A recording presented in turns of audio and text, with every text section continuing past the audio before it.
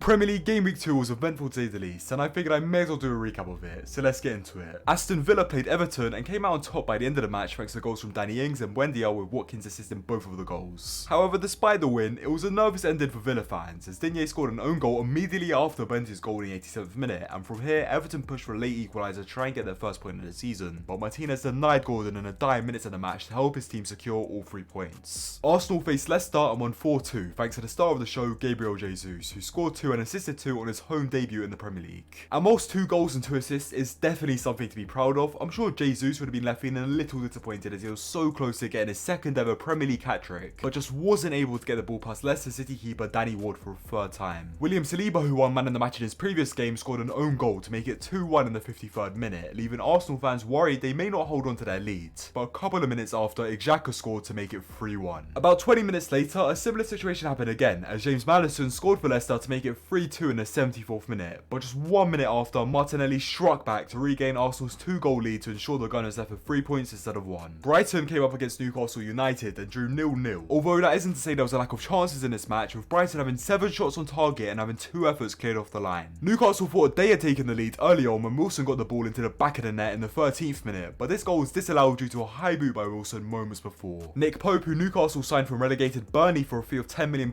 this summer, had a great performance and played a massive role in his team getting a clean sheet in this match, and he may very well prove to be one of the most important signings for any team this season if he continues like this, getting a clean sheet in both matches he's played this season, and even winning man of the match in this game versus Brighton. Manchester City played Bournemouth and won by 4-0, and whilst this was a good result for the club, the intention after this match was focused on Erling Haaland, who only had 8 touches of the ball throughout the entire match. However, despite his lack of touches and overall involvement in the game, he did manage to assist Gundogan for City's first goal of the match, so it's not all doom and gloom for the Norwegian. Foden assisted De Bruyne for City's second goal, and just 6 minutes later, De Bruyne assisted Foden to get City's third. From here, it was pretty easy for City to maintain their lead, and they ended up getting their fourth through an own goal by Lerma. Bournemouth did kick off their season with an impressive 2-0 win against Aston Villa and would have dreamt of coming out of this match with at least a point, but getting a point against this City side is no easy task, especially as a newly promoted side, so this result was to be expected. Southampton were up against Leeds and came back from 2 goals down to level the game and come away with a point. Rodrigo did his part for Leeds as he scored both of their goals, but unfortunately for him, his efforts didn't result in 3 points for Leeds as Ralph Hasenhutl's side showed a great bit of character to get 2 goals and end their run of 5 consecutive Premier League defeats. It's not all bad for Leeds though, they still came away with a point even if they were hoping for 3 and are one of 10 sides in the Premier League who are still undefeated after the opening 2 games. Wolves played Fulham, and just like the Brighton vs Newcastle game, this was also a goalless draw. However, it could have so easily been a different story as Neves denied Fulham a goal in the first half with a goal line clearance, and towards the latter end of the second half, Fulham were awarded a penalty. But as you could probably tell by the scoreline, Mitrovic wasn't able to put it past the keeper as Sarr died the correct way to stop the ball going in and prevented Fulham taking all 3 points. Brentford faced Man United and absolutely dominated them, scoring 4 goals in just 35 minutes to crush United's hopes of winning this match and avoiding back-to-back defeats in the league. David De Gea once again had a shameful performance, with Brentford's first goal being a shot he just had to save but somehow didn't. This defeat has extended United's losing streak in away matches to 7, and with them facing Liverpool next week, it's looking like Ten Hag is going to be off to a rough start in his first season managing in the Premier League.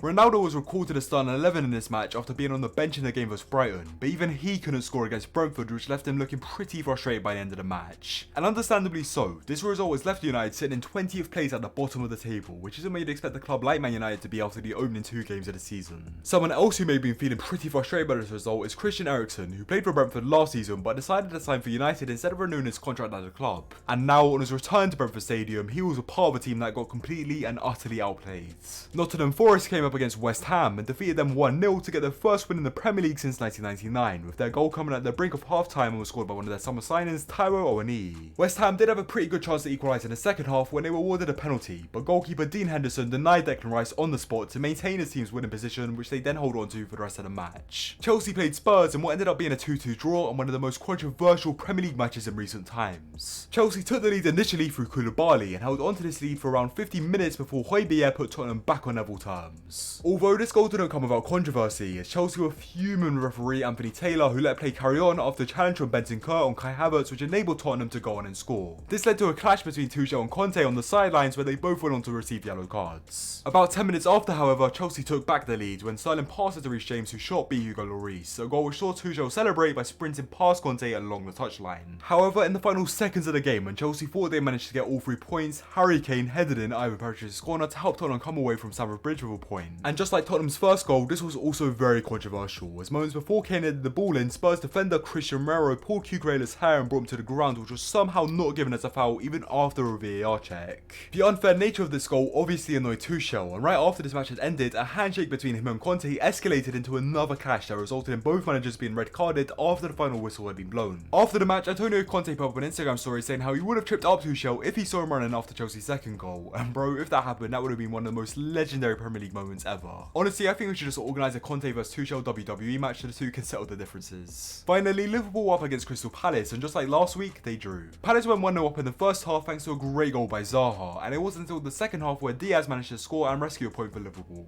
However, a few minutes before this goal, Darwin Nunez received a red card for reacting to a shove by Crystal Palace defender Anderson by headbutting him. Honestly, I have no idea what he was thinking, and he let his team down big time by doing that, as he's now serving a 3-game suspension for violent conduct. Anyway, that is Premier League Game Week 2 recapped. If you made it this far and you enjoyed the video, be sure to leave a like and subscribe if you haven't already, and whilst you're at it, comment down below your opinions on any of the matches that happened this game week. With that being said, have a good one guys. See ya.